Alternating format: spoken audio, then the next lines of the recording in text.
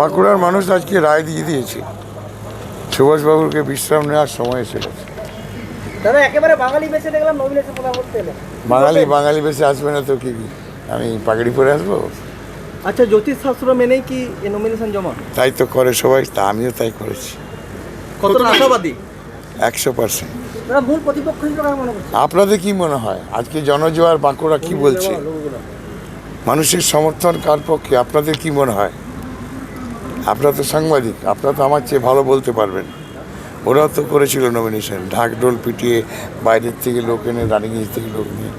আজকে বাঁকুড়া শহর এবং বাঁকুড়া লোকসভা কেন্দ্রের জঙ্গলমহল সহ রঘুনাথপুর যারা এসেছিলেন তাদের থেকে কি মনে হলো যে সুভাষবাবুর সময় হয়ে গেছে বিদায় নেওয়ার?